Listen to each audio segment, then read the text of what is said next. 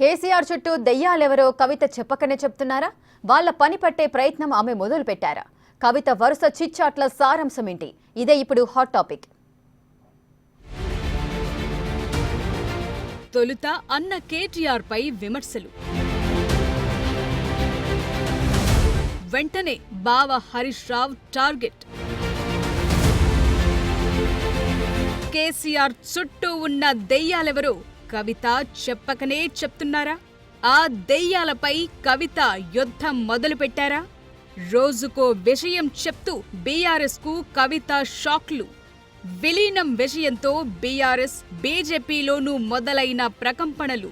BRS MLC కవిత chit-chat ఇప్పుడు car పార్టీలో పెద్ద కలకలమే రేపుతోంది. తన లేఖలో కేసీఆర్ చుట్టూ దెయ్యాలున్నాయన్న కవిత ఇప్పుడు ఆ దెయ్యాల బండారం బయటపెట్టే పనిలో ఉన్నట్టు కనిపిస్తోంది. ఎక్కడా నేరుగా వారి పేర్లెత్తకుండా ఒకరోజు అన్న కేటీఆర్ ను విమర్శించగా, లేటెస్ట్ గా బావ హరీష్ రావు ను టార్గెట్ చేశారు కవిత.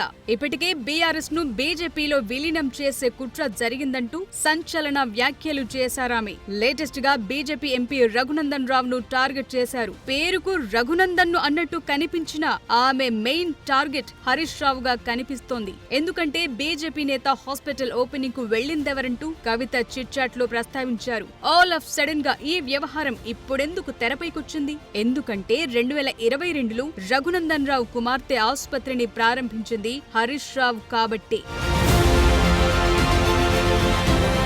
గత ప్రభుత్వంలో హెల్త్ మినిస్టర్ హోదాలో ఆయన రఘునందన్ రావు కూతురు ఆసుపత్రిని ప్రారంభించారు. ఇప్పుడు హరీష్ రావు ను టార్గెట్ చేయడానికి కవిత ఆసుపత్రి ఓపెనింగ్ అంశాన్ని వాడుకున్నారు. బీజేపీలో బీఆర్ఎస్ ను విలీనం చేస్తారంటూ కవిత ఘాటు విమర్శలు చేశారు. దీనిపై రఘునందన్ రావు కూడా కౌంటర్లిస్తున్నారు. చిట్చాట్ లో మాట్లాడే బదులు కోవట్టులెవరో డైరెక్ట్ గా చెప్పొచ్చు కదా అని ప్రశ్నించారు. ఇక్కడితో ఆగలేదామె. తాను లెటర్ రాయటం తప్పేం కాదన్నారు కవిత. తాను కేసీఆర్ ను కలిసి చెప్పాలని ప్రయత్నం చేశానని, కానీ కలవలేకపోయానన్నారు. లెటర్ బయటకు తెచ్చిన వారిని పట్టుకోవాలని డిమాండ్ చేశారు. కానీ ఇక్కడ అర్థం కాని విషయముంది. అదేంటంటే తాను తన తండ్రికి 100 లేఖలు రాశానని, వాటన్నింటినీ చదివి చించేస్తారని, కానీ ఈ లెటర్ ఎలా బయటకొచ్చిందని ప్రశ్నించారామె. కానీ ఇప్పుడేమో కలవలేకపోవటం వల్లే లెటర్ రాశానంటున్నారు.